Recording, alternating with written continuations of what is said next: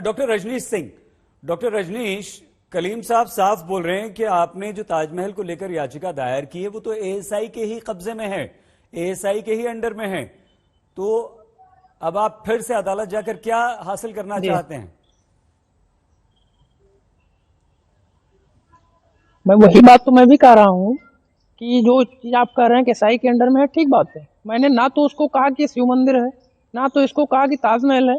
मैं तो ये कह रहा हूँ, बार बार कह रहा हूँ कि इसके माध्यम से जो एक विवाद खड़े होने की गुंजाइश बन रही है, वो विवाद की जड़ ही खत्म हो जाए और वो 22 कमरे खोल दिए जाएं, उसमें जो भी चीज है दूध का दूध पानी का पानी हो जाए, सारी चीजें सामने आ जाएं। तो इसमें हिंदू मुस्लिम की बात वो कर रहे हैं, कोई कह रहा है 40 लाख में ईरान से पत्थर आया था, मैं उन चीजों पे नहीं जाना चाहता। एक सेकंड कलीम साहब, जो आरटीआई में हमको जवाब मिला है कि तो आपको भारत सरकार पे भरोसा नहीं है? भारत सरकार ने तो सुरक्षा कारणों से बंद कर रखा है। कलीम जी एक सेकंड प्लीज, उन्हें बात पूरी कर लेने जी। बात पूरी हो गई आपकी रजनीश? वो सुरक्षा कारण क्या है, वो सुरक्षा कारण है क्या? ठीक है, ठीक है। अच्छा, आपको क्या लगता है रजनीश जी, एक सेकंड आ रहे हैं कलीम साहब। रजनीश जी, आपको क्यों लगता है, आपको क्या शक है कि उन कमरों में क्या हो सकता है?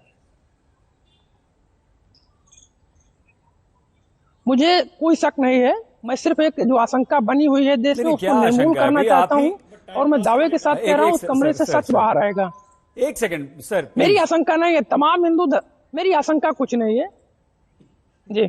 आपने याचिका डाली, आप जानना चाहते हैं कि उन कमरों में क्या है, तो कुछ तो आपको शक होगा कि वहां क्या है। वहां शिव मंदिर होने के साक्ष्य हैं, वहां भी ज्ञान वापी में जो सर्वे हो रहा है, जो कहा जा रहा है कि माँ गौरी श्रृंगार की प्रतिमा है, वहां भगवान हनुमान की प्रतिमा है, वहां दूसरे आराध्यों की प्रतिमा है। आपको क्या लगता है यहां क्या हो सकता है?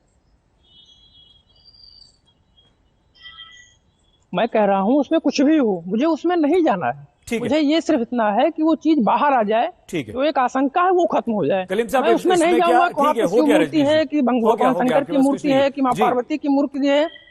आपको क्या आपत्ति है? अगर सुनिए ना कलीम जी, कलीम जी आपको क्या आपत्ति है अगर वो चाहते हैं तो? उनका अधिकार है, आरटीआई डालना उनका अधिकार है, अदालत जाना उनका अधिकार है, अदालत फैसला कर देगी। बिल्कुल नहीं, वो नहीं, देखिए वो आरटीआई डालें, मैं तो सवाल मेरा इतना सा था सिर्फ कि वो तो भारत सरकार के पास ही है। भारत सरकार अगर उनसे कह रही है कि सुरक्षा कारणों से ये बंद है, तो इनको अपनी भारत सरकार पे यकीन करना चाहिए, और नहीं भी यकीन है तो उस पर जा सकते हैं। लेकिन सुरक्षा कारण क्या है, शायद यहाँ पे जितने विद्वान लोग हैं उनको सामने आना चाहिए। रजनीश जी प्लीज बीच में मत बोलिए, प्लीज, आपके बीच में कोई नहीं बोला। हाँ, मैं उसका एक रोचक तथ्य बता रहा हूँ। आप में से ये शायद बहुत कम लोगों को मालूम होगा कि वो आज दुनिया के 7 अजूबों में ताजमहल क्यों है। जब मैं आर्किटेक्चर का स्टूडेंट था तो मैंने अपने हिस्ट्री ऑफ आर्किटेक्चर के प्रोफेसर ये सवाल करा था, तो उसने मुझे ये बात बताई कि ये जो ताजमहल है ये दुनिया का अजूबा इसलिए है कि इसकी जो प्रपोज ड्राइंग थी, और जब प्रपोज ड्राइंग के हिसाब से ये बिल्डिंग बनी, और बिल्डिंग बनने के बाद जो एज बिल्ट ड्राइंग बनी, तो प्रपोज ड्राइंग और एज बिल्ट ड्राइंग में एमएम का भी फर्क नहीं था। यानी ये वो वाहिद बिल्डिंग है हिंदुस्तान की जिसकी प्रपोज ड्राइंग और एज बिल्ट ड्राइंग में एमएम का भी फर्क नहीं है। ये तो बात उसकी कर रहे हैं कि इसके अंदर क्या है। अरे उसके एमएम भी चेक हो चुके हैं, तभी दुनिया ने उसको अजूबे का ये खिताब नवाजा है। तो मेरे दोस्त रजनीकांत जी, ये एक ऐसी धरोहर है, ये आपके भारतवर्ष के मुकुट में ये एक हीरा है ताजमहल। खुदा के वास्ते इसको बख्श दीजिए, हासिल कुछ नहीं होगा, हासिल और भी किसी और चीज से नहीं हुआ था। सिर्फ आप लोग नफरत की राजनीति करके, सिर्फ देश की जो अल्पसंख्यक आबादी है मुसलमान, उसको टारगेट करके जो नफरत की राजनीति कर रहे हो, इससे सिर्फ देश का नुकसान होगा, फायदा किसी को नहीं होने वाला। ठीक है, हरिशंकर जैन जी, हरिशंकर जैन जी, अब कल अदालत में सर्वे कमिश्नर बदलने पर भी सुनवाई होगी, और जो भी शुक्रवार और शनिवार को हुआ वो अदालत में बात रखी जाएगी। आप आगे क्या आशा करते हैं? मैं जरा विषयांतर करते हुए आपकी इजाजत चाहता हूं। विषयांतर मत कीजिए ना सर, विषय पर रहें, क्योंकि अब तो हम समाप्ति की तरफ बढ़ रहे हैं। थोड़ा सा ठीक है, मुझे एक मिनट समय दीजिए। जी। बड़े फख्र के साथ कह रहे थे कि इस्लाम में कहीं नहीं लिखा है कि मंदिर तोड़कर मस्जिद बनाई जाए। हम भी कहते नहीं लिखा है।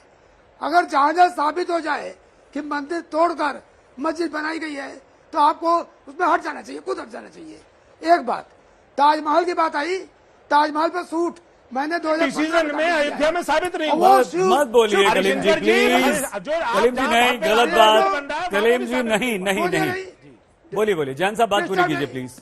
देखिए, दो लोग लड़ने से अच्छा है एक की बात सुन ले, दोबारा आपके पास मौका तेजो महालय और ये राजा परमानी देव ने बिल्डिंग बनवाया था 1156 में, और उसके सबूत है।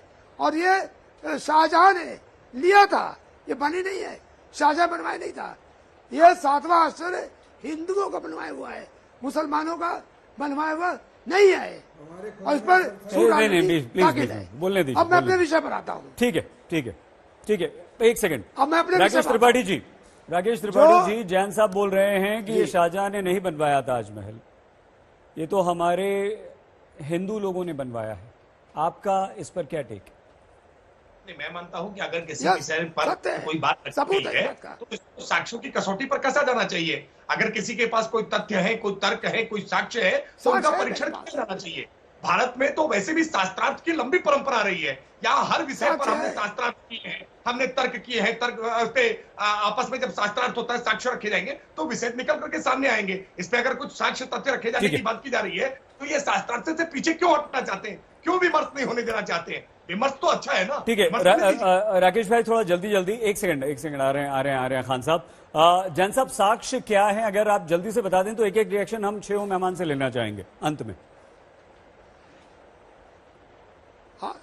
हामिद लाहौरी की किताब अवेलेबल है, पेज 402, पेज 403 पर लिखा हुआ है कि शाहजहां ने राजा जय सिंह से ये माल लिया था और इसके बदले उनको जमीन दिया था।